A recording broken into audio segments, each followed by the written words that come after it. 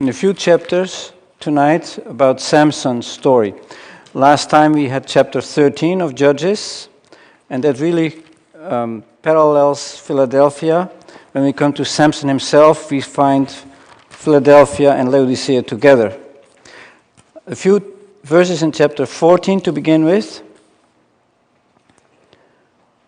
And Samson went down to Timnath and saw a woman in Timnath of the daughters of the Philistines.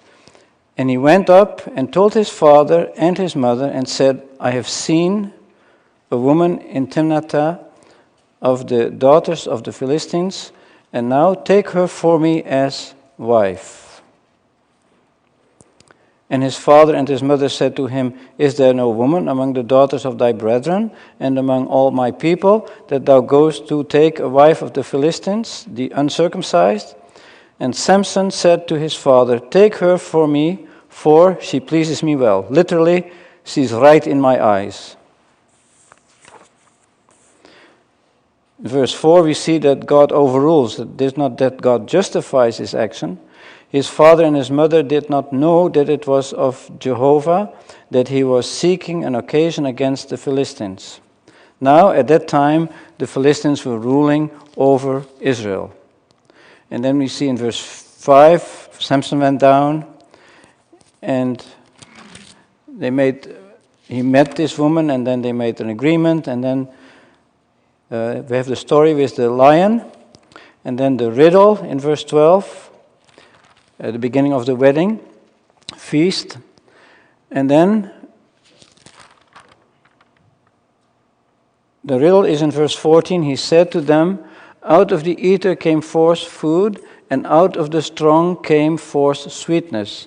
And they could not in 3 days explain the riddle. And it came to pass on the 7th day that they said to Samson's wife, Persuade thy husband that he may explain to us the riddle, lest we burn thee and thy father's house with fire. Have you invited us to impoverish us? Is it not so? And then the end of the story is, in verse 19, the Spirit of Jehovah came upon him, and he went down to Ashkelon, and slew of them, of the Philistines, 30 men, and took their spoil, and gave the changes of garments unto them that explained the riddle. And his anger was kindled, and he went up to his father's house. And Samson's wife was given to his companion, whom he had made his friend. And then in chapter 15, we have Samson's reaction when he heard that his wife was given to his companion in verse 2. And then in verse 3, Samson said to them, This time I am blameless toward the Philistines, though I do them harm. So he wanted to avenge himself. And then we have the story of the jackals or the foxes that he took, 300 of them. He destroyed the standing corn and also the olive gardens, verse 5. And then after that, the Philistines came up and burnt her and her father with fire. And then in verse 7, Samson said to them, If ye act thus, for a certainty I will avenge myself on you, and then I will cease. And he smote them hip and thigh with a great slaughter, and he went down and dwelt in the cleft of the cliff Etam. And then the Philistines came, and they wanted to have Samson bound. So they came up to Judah, and they forced the men of Judah to take Samson and to deliver him into their hands. And notice in verse 11, 3,000 men of Judah went down to the cleft of the cliff Etam, where he was living, and said to Samson, Knowest thou not that the Philistines rule over us? And what is this that thou hast done to us? And he said to them, As they did to me, so have I done to them. So here we see how sad situation that the Philistines had such a control that even the fellow Israelites wanted to hand him over into the hands of the Philistines. They accepted the control of the Philistines. You remember that Samson was of the tribe of Dan. And then Samson said, in verse 12 at the end, Samson said to them, "Swear to me that ye will not fall on me yourselves." And they spoke to him, saying, "No, but we will bind you fast and deliver you into their hand. But we certainly shall not put you to death." And they bound him with 2 new cords and brought him up from the cliff. When he came to Lehi, the Philistines shouted against him, and the Spirit of Jehovah came upon him, and the cords that were on his arms became as threads of flax that are burnt with fire, and his bands loosed from off his hands. And he found a fresh jawbone of an ass, and put forth his hand, and took it, and slew with it 1,000 men. And Samson said, "With the jawbone of an ass, a heap, 2 heaps, with the jawbone of an ass have I slain 1,000 men." And it came to pass, when he had ended speaking, that he cast away the jawbone out of his hand, and called that place Ramath Lehi. And he was very thirsty, and called on the Lord. That's the first time that we read that Samson called on the Lord, and said, "Thou hast given by the hand of thy servant this great deliverance, and now shall I die for thirst, and fall into the hand of the uncircumcised?" And God clave the hollow rock which was in Lehi, and water came out of it, and he drank, and his spirit came again, and he revived, and therefore its name was called En-Hakkore, which is in Lehi to this day. En-Hakkore means the well, or of the one who calls, the well of the one who calls. And then in chapter 15, verse 20, we read the conclusion: "He judged Israel in the days of the Philistines 20 years. But then chapter 16 follows, and it is like an appendix, or a supplement to the story of Samson. And there we see then in verse 1, Samson went to Gaza. He was now a widower. He should have tried to get remarried if he wanted that, but he went to a harlot. He saw there a harlot and went into her. And then they wanted to catch him, so he was really like a prisoner. And then in verse 3, Samson lay till midnight, and rose at midnight, and seized the doors of the gate of the city and the 2 posts, and tore them up with the bar, and put them up upon his shoulders, and carried them up to the top of the mountain that is before Hebron. Verse 4, and it came to pass afterwards, so that's now a new episode, a new phase in his history, that he loved a woman in the valley of Sorek, whose name was Delilah. Now we'll go over the story in detail later. I just want to read at the end of the chapter, when he reveals his secret. In verse 16, it came to pass when she pressed him daily with her words and urged him, that his soul was vexed unto death, and he told her all his heart, and said to her, there has not come a razor upon my head, for I am a Nazarite of God, from my mother's womb. If I should be shaven, then my strength would go from me, and I should be weak and be like all mankind. And Delilah saw that he had told her all his heart, and she sent and called for the lords of the Philistines, saying, come up this time, for he has told me all his heart. And then they came up. She made him to sleep in verse 19. And then in verse 19 we read, and called a man. Literally it says, and called the man. She had already organized that this man would be there, who obviously was skilled to be able to shave Samson without him awaking, without him noticing it. And then she began to overpower him or humiliate him, and his strength went from him. Verse 20, and she said, the Philistines are upon thee, Samson. And he awoke out of his sleep and thought, I will go out as at other times before and disengage myself. And he knew not that Jehovah had departed from him. Solemn statement. Verse 21, and the Philistines seized him and put out his eyes and brought him down to Gaza, and bound him with fetters of bronze, and he had to grind in the prison house. But the hair of his head began to grow after he was shaved. And then we have this celebration in the idol temple of Dagon, and they wanted Samson to play. Notice what they say. Our God, in the middle of verse 23, our God has given Samson, our enemy, into our hands. Verse 24, and when the people saw him, they praised their God, for they said, our God has given into our hands our enemy, and the destroyer of our country, even him who multiplied our slain. But that's not the end of the story. So they wanted him to play for them, to have some entertainment from him. Verse 25 and also verse 27. And then in verse 28, that's the second time that Samson called upon the Lord. And Samson called upon the Lord and said, Lord Jehovah, remember me, I pray thee, and strengthen me, I pray thee, only this once, O God. So he calls to the Lord, Jehovah, he calls him Lord, Adonai, and he calls him God, Elohim.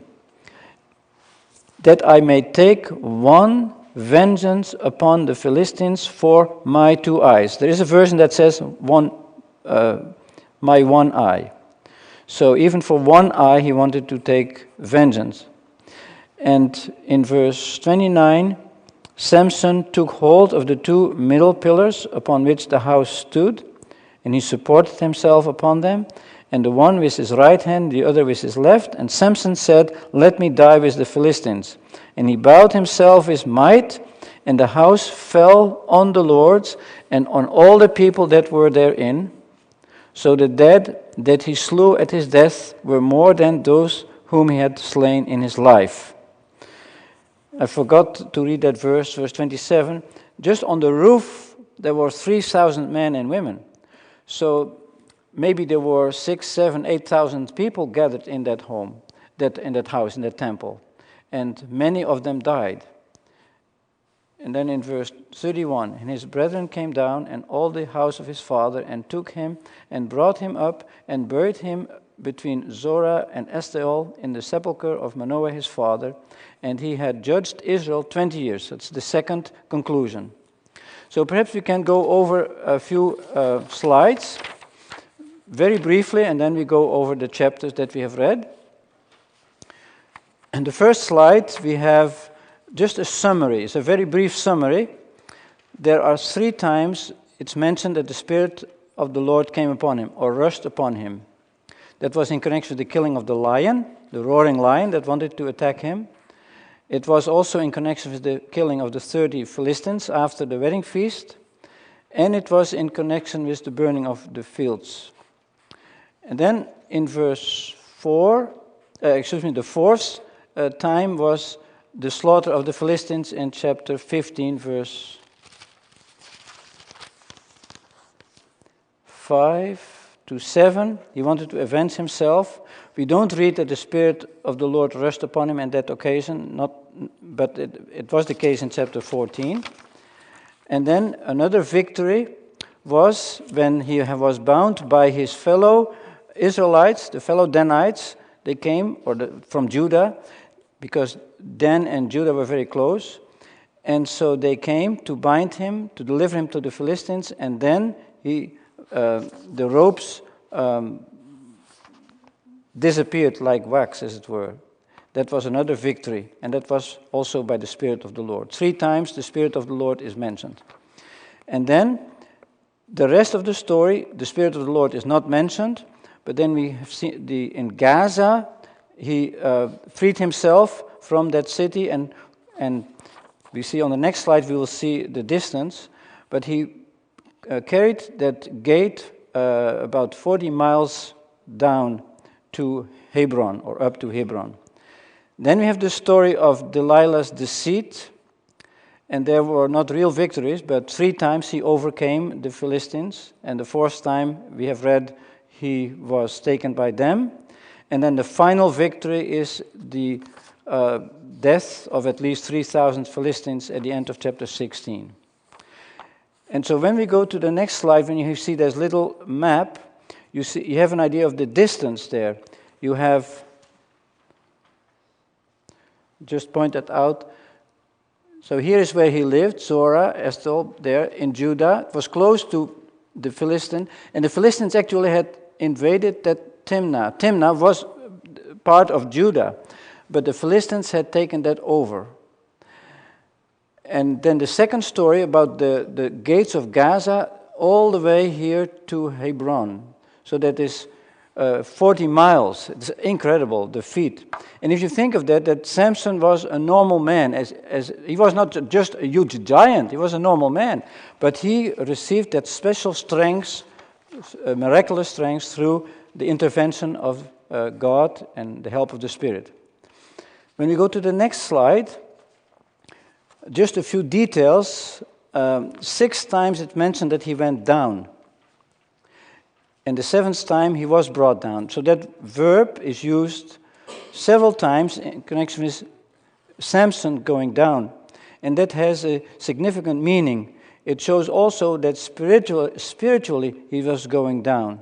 It's used 10 times in total in Samson's history. It's interesting.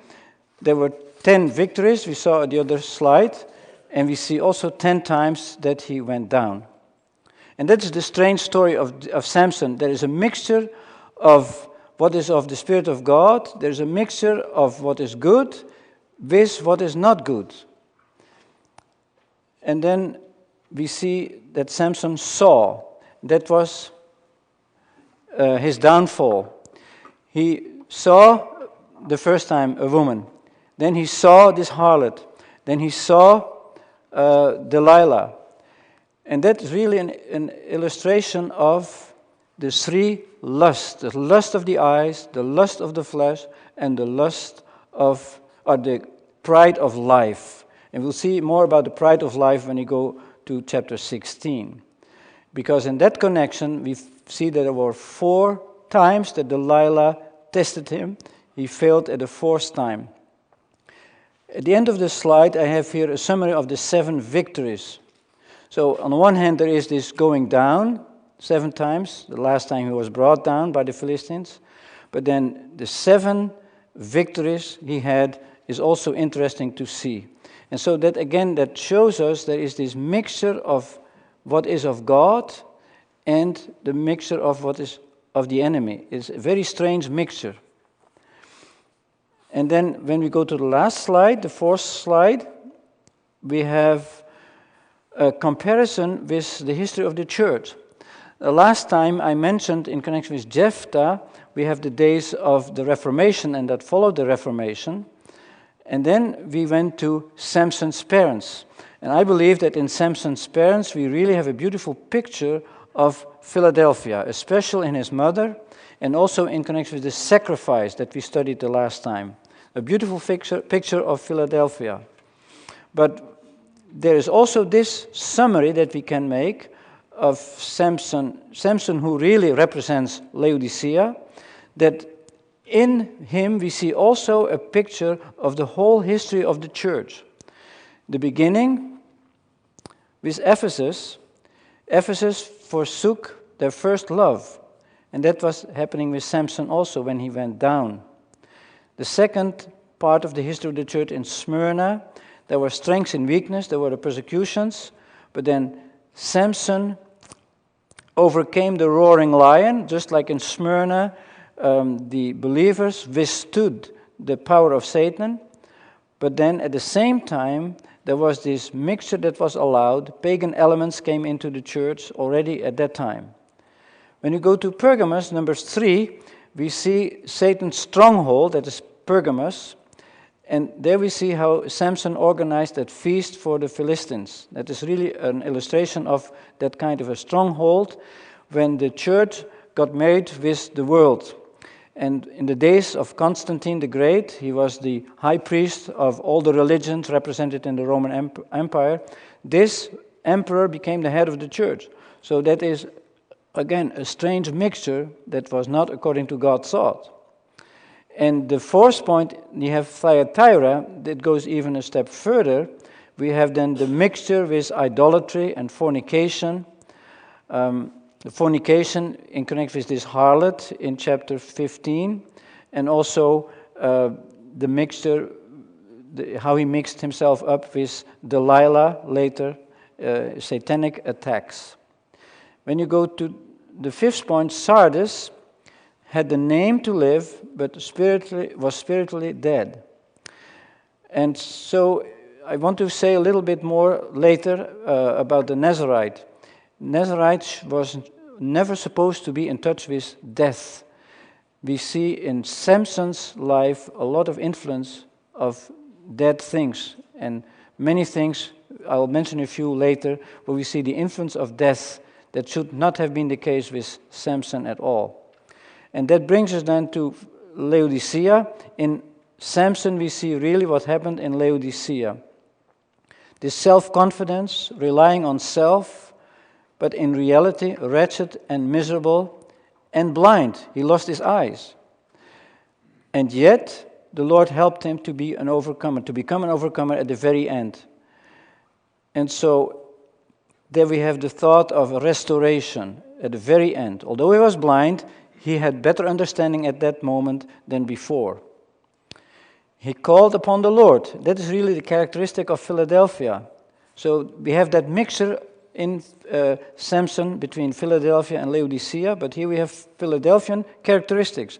2 times he called upon the Lord in his greatest need, and then there was a great victory, and the Lord gave strength. And so I suggest there is a link also with 2 Timothy. We live in days of 2 Timothy, and in 2 Timothy we see the resources of the last day of the Christian testimony, where everything is practically over, and yet where the Lord wants to help, wants to strengthen the believers, and that is you and me today. He wants to strengthen us, empower us with His power. You read 2 Timothy, it is really striking to see that. And then there is great emphasis on the number 7 in Samson's history. 7 times, the number 7 occurs 7 times in this story. Secondly, the 7 fresh cords, the 7 locks bound and shaven, and so on. Great emphasis on number 7. So when we can have the lights back, then we go to chapter 14, and just with the Lord's help, we go over a few details. We could have a whole conference on this topic, chapter 14, 15, and 16.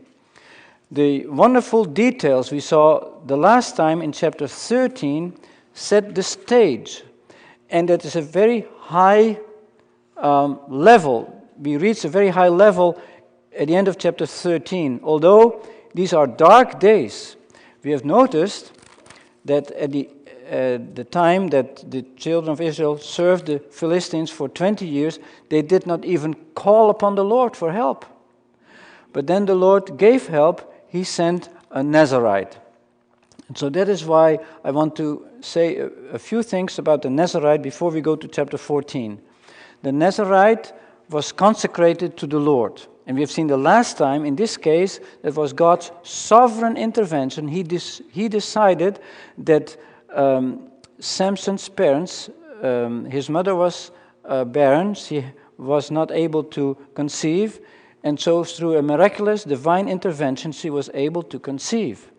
And that is God's intervention illustrated. And he was instructed, the parents were instructed, that their son would be a Nazarite to God.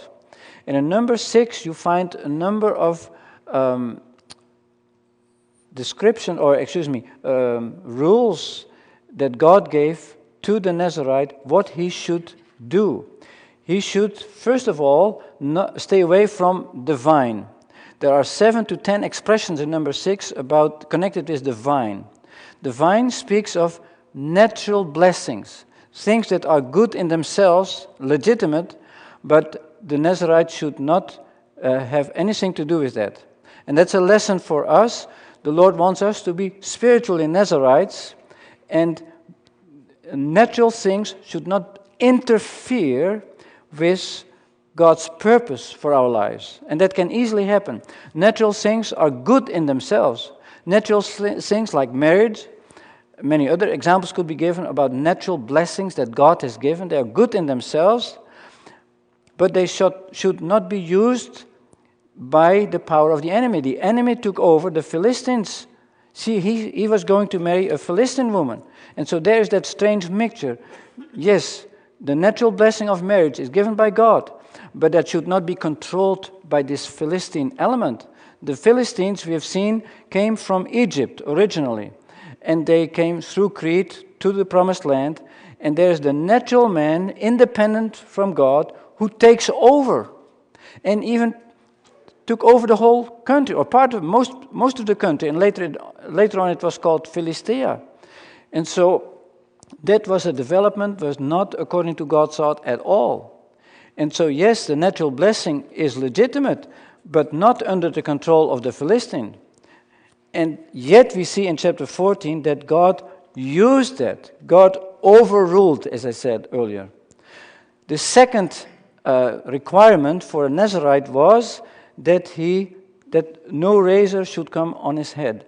So for a man that was ashamed to have long hair, and that was a token, a public token, that he had no will of himself, that he was subject to God's will. Now in Samson, sad to say, we see many times that God's will did not play a role at all in Samson's life. So there's this strange contradiction. We have many paradoxes in Samson's life. That yes, outwardly he was a Nazirite till the very end, till Delilah, the man that Delilah asked, shaved off his hair, but he was a Nazirite all the way through. But yet he compromised and he failed in many ways. So you can have the outward sign of a Nazirite, but God wants inward reality. And yet this outward token was very important, because when that token was gone, the strength was gone also. The strength was not in the long hair, but the long hair represented the token of dependence and of subjection. And when that token was gone, the strength was gone also. And so a simple token, sometimes we talk about head covering of the sisters. It's a token, but it has a profound meaning. And that is why a token cannot just be set aside lightly. God takes that very serious. The third point for a Nazirite was that he should never be in touch with death. Death represents really the power of Satan. Satan controls the human race through the fear of death. We read it in Hebrews 2. And so death really represents the power of Satan.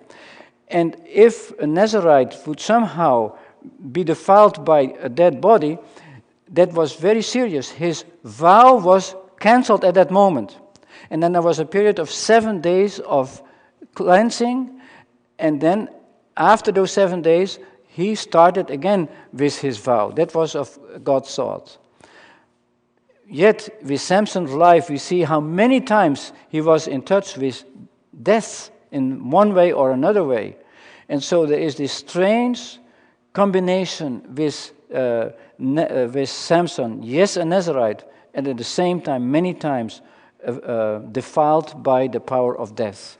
There's a strange paradox in Samson's life that was not at all according to God's thoughts, and yet God used him. So when we go to chapter 14, then we see the first challenge when he saw a woman. So the natural desire for a man to have a woman marry with her is good, but not this context. Yet God overruled that, and he used that, as we see in verse 4. His father and his mother did not know that it was of Jehovah that he was seeking an occasion against the Philistines. But I want to mention a point here. The goal does not justify the means. Yes, God wanted to use Samson to attack the Philistines, but that doesn't mean that every means that he used was according to God's thoughts and right. So there is a problem here. And I want to highlight this point at the end of verse 3. Take her for me, so against the advice of his father and mother, for she pleases me well. Literally, she is right in my eyes. And that's repeated in verse 7. He went down and talked with the woman, and she pleased Samson well. Literally, she was right in his eyes. Now that's a red flag. We remember in this book, at the end of Judges, it's repeated several times that the people did what was right in their own eyes. And that was the problem. They did not ask what the Lord wanted. They did what was good in their own eyes. And even Samson here, Samson, who was used by God to be a deliverer of his people, even Samson failed in this. So Samson, in these verses, is an illustration of the weakness of the people in general. And yet, the Lord used him. There was a secret between him and the Lord. Of course, his parents knew that. But what we see then, Samson is playing with that secret. First, he makes a riddle out of that. When he gave that riddle about the strong one, the eater, it really had to do also with this secret between him and the Lord. How he could be so strong, that was a secret. And so there's already something that was not right. Even that riddle that has nice meanings in itself, out of the eater came forth food and out of the strong came forth sweetness, is beautiful in itself. How God can overrule these situations and bring forth something out of what the enemy does. That's God's greatness. But again, that does not justify our actions which are not according to God's word. And so even the many times that it is repeated, he went down, shows already there was not something was not right. When we go to verse 15, we see something I wanted to highlight there. When the companions, those 30 companions came to his wife, persuade thy husband that he may explain to us the riddle.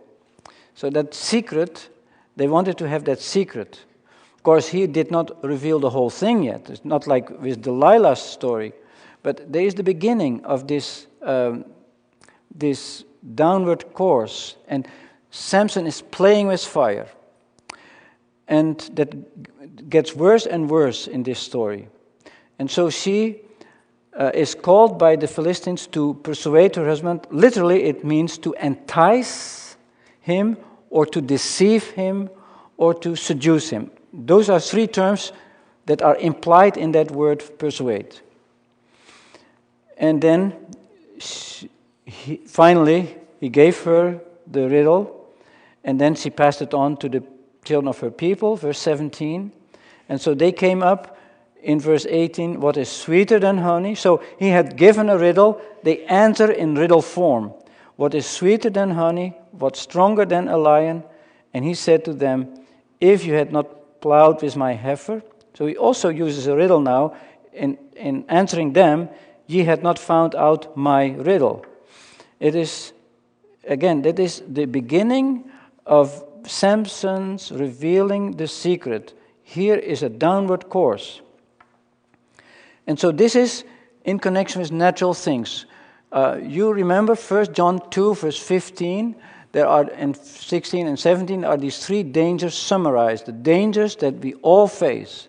The lust of the eyes. And Samson failed in that connection. The lust of the flesh, in chapter 16, verse 1, we'll see he failed in that connection as well.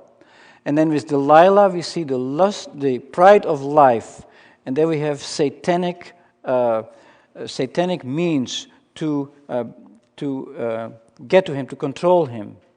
And so we could say it this way, there is the danger of natural things. If they are not under the control of the Lord, then natural things can become a danger and will become a danger for the believer. Secondly, if we are not controlled by the Spirit of God, then the danger is that we will be controlled by the desires of the flesh. And if we're not controlled by the Spirit of God, then there is a great danger that we will fall for pride, the pride of life. And that is really Satan's power. So you have natural things, you have carnal things, you have satanic things.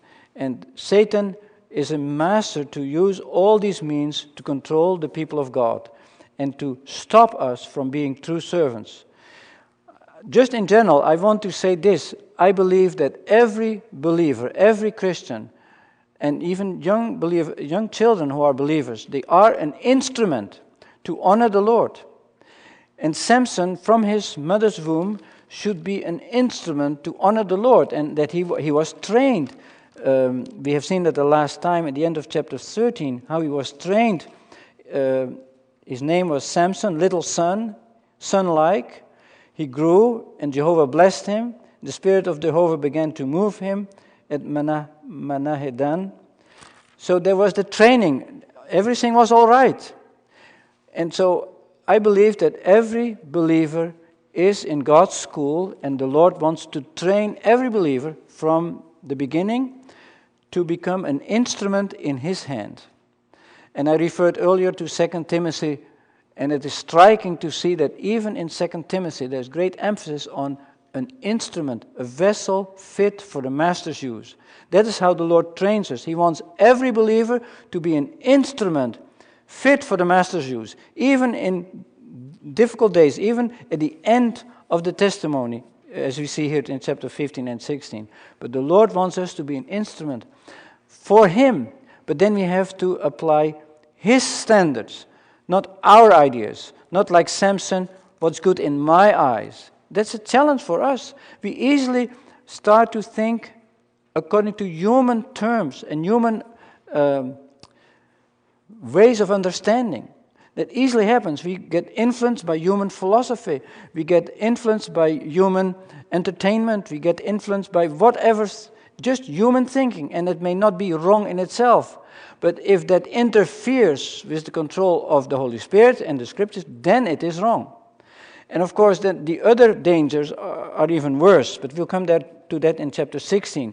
Very briefly, chapter 15, we see then how Samson wants to take vengeance. And first, he destroys the fields, the standing corn, and the olive gardens. That was a victory over the Philistines, but nothing was gained with that. And then after that, when he heard that the Philistines burnt his father-in-law and his wife, his first wife, then he avenged himself, and he smote, verse 8, he smote them hip and thigh with great slaughter. It was just with his bare hands. We don't need read about any instrument that he had. And then he dwelt in this cleft of Etam. And then there was this tremendous trial for him, that the Philistines came up and wanted the people there, Judah and Dan, to bind him and deliver him up to him. And they say simply, do you not know that the Philistines rule over us? So they had accepted that. They had accepted that control. And that can happen to us, that we just take the status quo, that we allow the enemy to control us. Well, that's it. That's just it. The Lord cannot accept that, of course. The Lord wants us to be overcomers. And that's the point in 1 John 2. I refer to 1 John 2. The Lord wants us to be overcomers. He doesn't want us to be controlled by these things. The lust of the eye, the lust of the flesh, and the pride of life. He wants us to be controlled by the Spirit of God, by the Lord Jesus, who is living in us. He is the eternal life who lives in us through the Holy Spirit. And so He wants us to be controlled by Him. And so here we see that strange mixture. There was something right with what Samson was doing, and there was something wrong at the same time. In verse 13, when we go on then, he was taken, he allowed the 3,000 men to take him, to bind him. What a humiliating experience. And then, maybe he was even disappointed. And then, in verse 14, that at Lehi there, or Lehi, the Spirit of the Lord came upon him, verse 14. And the cords that were in his arms became as threads of flax that are burned with fire, and his bands loosed from of his hands. So, the victory. He had a wonderful victory. And then he used that jawbone. The jawbone was connected with death. a fresh jawbone. So just that animal had just died, and there was just a jawbone lying there of an ass. Also, those new cords, I forgot to mention that, those new cords were newly made from veins or other things that reminded of death. We'll see that also in Delilah's story. And here he slew then those Philistines, 1,000 men, with this jawbone. So there is this strange mixture. There was something unclean that a Nazarite should not touch, and yet God gave him this victory. But then there is this pride with Samson. When he cast away that jawbone, he said, in verse 16, with the jawbone of an ass, a heap, 2 heaps, with the jawbone of an ass have I slain 1,000 men. So he was proud. He was boasting in what he had done. And that is why the Lord allowed him to be very thirsty in verse 18. And that is when he cried out to the Lord for help. And the Lord gave him help in his grace. Notice in verse 19, God clave the hollow rock. It reminds us of the Lord Jesus who was claven for us, and we have now a shelter in him. There was water that came out, God's provision. He could drink, and then his Spirit came again. He revived. The Lord says to us today, come unto me who are thirsty, and I will give you to drink. That is the Lord's provision. It's always there. We can always go to him. And it's always there. In his grace, he will help us. And so that experience for Samson became then an occasion to call this place En Hakore, the well of the one who calls. He called upon the Lord answered, and so that is the name of this place. That was an experience that Samson had in God's school. And I think we need those experiences also. When we have failed, like Samson was proud, he had failed, then he called upon the Lord helped him. That was a special experience that he had in God's school. And so he was learning something. And so we need to learn something. And I think that is why this verse is given at the end. He judged Israel in the days of the Philistine 20 years. Here he was in the right condition, calling upon the Lord, and the Lord providing this. That was a wonderful lesson. But after that, again, this downfall, he went down again. And what did he see? Again, he was led by his eyes. And he went to a harlot. That was not a temple prostitute. There was a harlot among the population. And I think that really represents the lust of the flesh. And he went into her. We have seen also the story of Sardis, and I mentioned that earlier, and there we have this connection with the things of the world and this strange connection. You can see in 2 Corinthians 6 that we need to be separate. Samson should have been separate. He should have looked for a woman among Judah or Dan, but he didn't. He went to this woman. So in our days also, the matter of separation is crucial. You study 2 Corinthians 6. And so he was here under the power of the enemy. They could have gotten him and taken him, but at midnight he stood up, arose at midnight. He seized the doors of the gate. That's an unbelievable power that was manifested at that moment. He took the 2 posts, tore them with the bar, and everything on his shoulders, brought it to that mountain before Hebron. So it's incredible that victory that he had here. And in itself is an illustration of the victory that the Lord has made. But Samson is not a type of the Lord. Samson has failed so much, there is so much failure, so much mixture of what is wrong and what's right. We cannot really call him a type of the Lord. But there are some points like this. We have an illustration of something that the Lord has done. He overcame the power of the enemy. The gate represents the power of the enemy. The Lord overcame that power of the enemy on the cross. Even there where he seemed to be defeated, he overcame the power of the enemy. And the result is Hebron. Hebron means fellowship, communion. And so the Lord brought us to God as a result of his victory. In verse 4, it came to pass afterwards that he loved a woman in the valley of Sorek. That is the height and at the same time the depths of this story, the terrible story. Sorek means choice vine. A Nazarite should stay away from that. And he goes and dwells there with her in the valley of Sorek. Of course, in itself, these were the blessings of the promised land. But here we see the control was, the enemy had the control of these things. And as a Nazarite, he should have stayed away from the vines at all cost. Here we find Delilah. It's not mentioned in the scriptures, but I believe she was a temple prostitute. She was very well acquainted with the 5 lords of the Philistines. And so she was really a tool in the hands of the enemy, the most advanced tool that you can imagine. Her name means feeble, and that illustrates also how the enemy can use our feebleness. Samson, who was so strong, in connection with this woman, he was very weak, very feeble. It's unbelievable. And so that is how the enemy can also get control over us. He knows where we are weak, and he will use those weaknesses to his advantage. Whereas when we realize our weakness and cast ourselves upon the Lord, then the Lord can protect us. So this story about the lords of the Philistines, in Ephesians 6, we have mentioned earlier in earlier occasions that we find here also a parallel with the book of Ephesians. The enemy comes back, even if we have come into the land, have taken possession of the land, taken possession of the heavenly blessings, to speak in the language of Ephesians. The enemy comes back.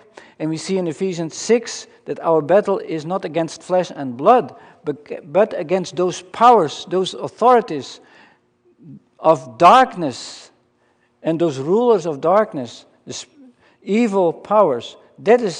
And these powers are represented by the 5 lords of the Philistines, and also by the other kings there in the country, but here especially the 5 lords of the Philistines. And so they came up to her, and they want to use that opportunity. They know that he is now there in the valley with Delilah, and so they see this is an opportunity, and so they say, persuade him. That's the same word that's used in 14 verse 15, where we saw that the companions came to talk to Samson's first wife, and they said, persuade him. So seduce him, entice him, deceive him, and see in what his great strength is. So we get much closer now to the secret. He was going to reveal his secret ultimately. That secret should have been kept between him and the Lord. But he was playing with fire here. First of all, it was in connection with this place, Sorek. Secondly, in connection with this woman, he was playing with fire. But he thought, I'm strong enough, I can handle that. When we think we can handle it, we are close to a fall. We cannot handle it in our own strength. Whatever the situation is, we have no strength in ourselves. Our strength is in the Lord. So we need to put our trust in the Lord. But Samson put his trust in his own strength. He thought it's his strength. No, it was strength that the Spirit of God gave. But he thought it was his own strength. That was his mistake. We see that in this story. And so Delilah wanted to make a lot of money out of this man. And she tried to prevail him. The word prevail here has also different meanings. To afflict, to humiliate. And so they wanted her to be an instrument so that she would get control of Samson, so that she could then hand him over to the Philistines. Now, I said earlier he was playing with fire, and that reminds me of a story I read one time. There was a lady, I don't know what time it was, I think in England or maybe in Switzerland, and she needed a coachman. At that time you didn't have taxis and things like that. She had a coachman, and she needed a coachman. because the first one had died.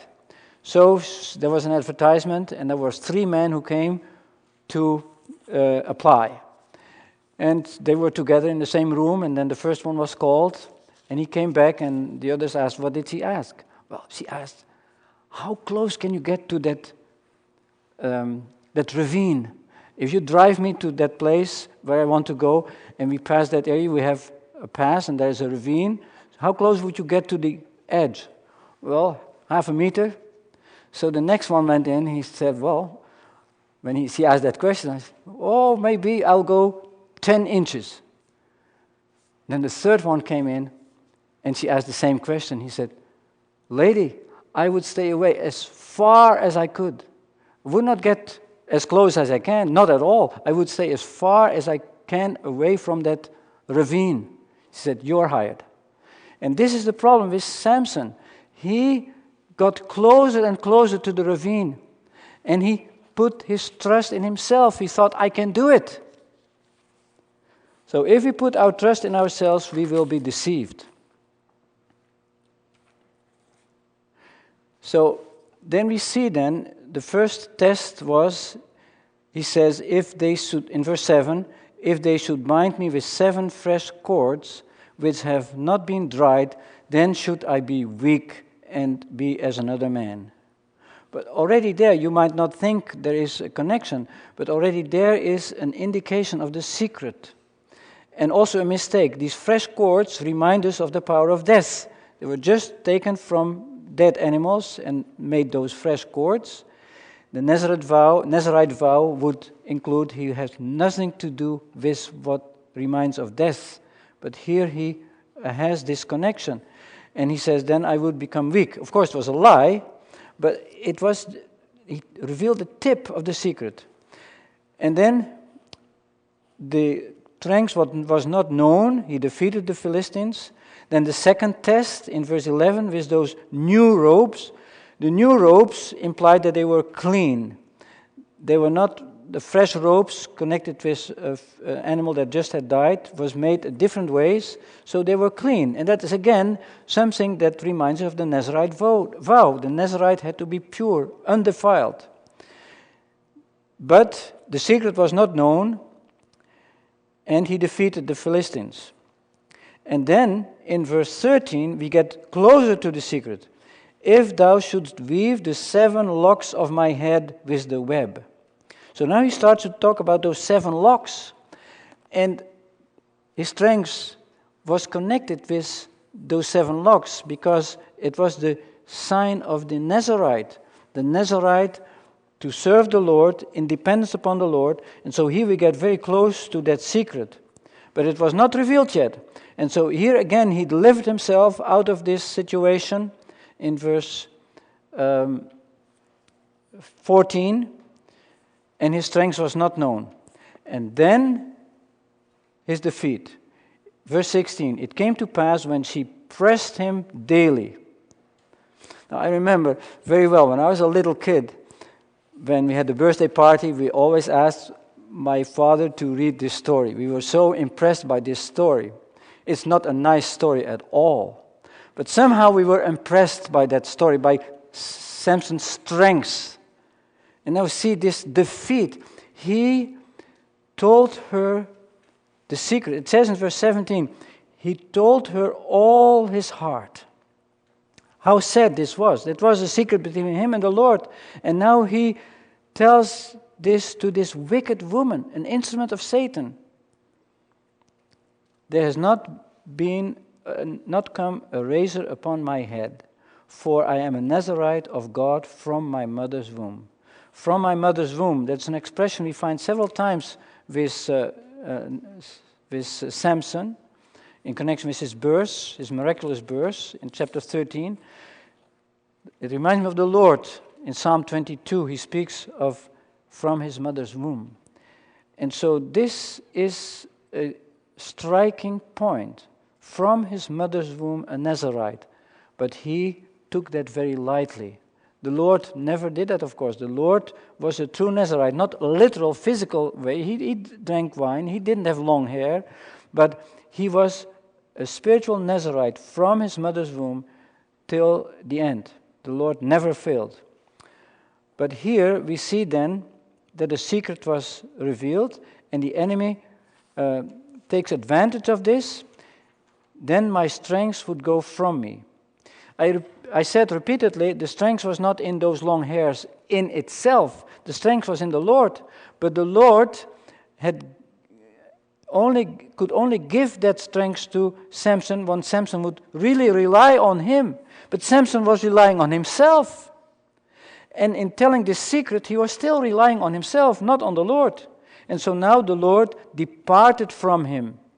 That is very, very serious, as we read in the following verses. So instead of trusting the Lord, he trusted himself. What a lesson for us. That can easily happen to us. And then, how tragic. So she made him sleep. She called this man, and she began to overpower him. At the end of verse 19, literally it means to humiliate him, to afflict him. His strength was gone, and he didn't even know it. And that is like the Pharisees. The Pharisees, they thought that they knew everything, but they didn't realize that they really didn't know it. Here, his strength was gone, and he didn't even know it. His self-confidence. That is Laodicea. We mentioned earlier, this is really the days of Laodicea. Self-complacency, self-confidence, self. And at the end of verse 20, he knew not that Jehovah had departed from him. Laodicea, the Lord says, you don't even know that you're blind and wretched, miserable. And that is the same parallel. He didn't know it. Laodicea doesn't know it. The Pharisees didn't know it. Yet, there is help. The blind Pharisee, Saul, got help. Here, the blind Samson got help. That's amazing. When it's all over, we would say. It's all over. The Philistines came, they seized him, put out his eyes. God allowed that. He had been misled by his eyes. And now he's blind. And in his blindness, something is going to happen. We see the next verses. So they bound him with fetters of bronze. It's in a dual form in Hebrew. That means his feet were bound, his hands were bound. And then he was made to grind in the prison house. Not very hard work, but it was the work of a woman, usually. And so that is another form of humiliation. And then verse 22, but the hair of his head began to grow after he was shaved. That is the beginning of the recovery. And I repeat, not that in itself the long hair is the strength, but it is symbolic of something, because now God was going to work something in Samson. Now he was going to put his trust in the Lord, not in himself. As we see in the rest of the story. Very briefly, we see there then that the enemy wants to mock him. They want, in verse 25, they say, call for Samson that he may make a sport. This verb is used in connection with mocking. It's used in connection with laughing. Here it is used in this connection to make entertainment for them. And so they looked on while Samson made sport, at the end of verse 27. It was really a way they mocked him. That humiliating situation, what does Samson do? He calls to the Lord. Paul says, I can do all things through him who strengthens me. Here, Samson realized that. He had no strength in himself. His strength was in the Lord. And the Lord was going to answer this prayer. He cast himself on the Lord. He called to the Lord. How we need to do that? We need to call to the Lord for help. And then the Lord will answer. And so here, he prays. It's not a prayer of the day of grace in which we live. He says that I may take vengeance. Romans 12 says we should not take vengeance. That does not belong to us. That belongs to God. So we are living in a day of grace, not in this period of time as Samson was. But still we can learn this lesson. He put his trust in the Lord, and he took hold of those two pillars. That's interesting. We read in connection with Philadelphia that the overcomer in Philadelphia will be made like a pillar in God's house.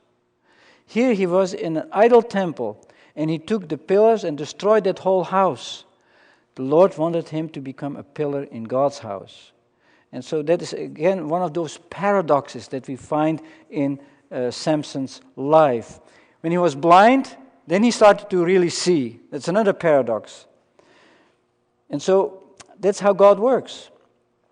And then at the end of the chapter, we see that he says, "Let me die with the Philistines."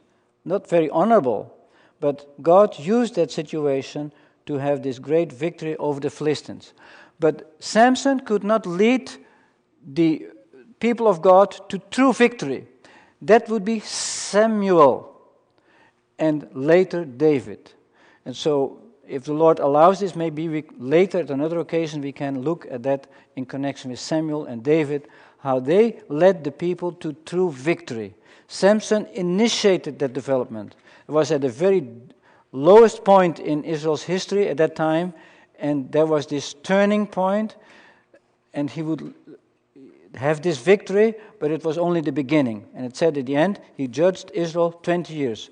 So there is this divine stamp of approval on this. Not on Samson's actions per se, but the Lord used him as a judge at the same time and also as a deliverer in some ways, but I think he's not called a savior like other judges. And so this is the end of Samson's story, and that really goes parallel with the end of the history of the church. What follows in Judges is just a supplement that summarizes then Israel's condition in those days, already in the very early days of Judges. But perhaps we can summarize that on another occasion. If there are questions, we can try to answer them now, and then we can close in hymn and prayer, and we can always talk a little bit more afterwards. Thank you for your attention.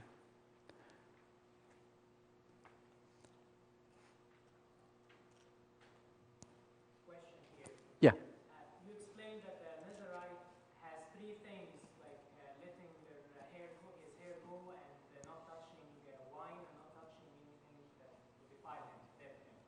So we know before Samson get his hair cut, he already touched the line of his bed, and probably he drank wine in the party with the Philistines. So why there was the relationship of his strength with the hair, not with the other things? Yeah, that's a good question. I don't have the answer. Like, it is very difficult. With Samson's story, there are so many inconsistencies. There are so many things that we say doesn't make sense, and yet God used him.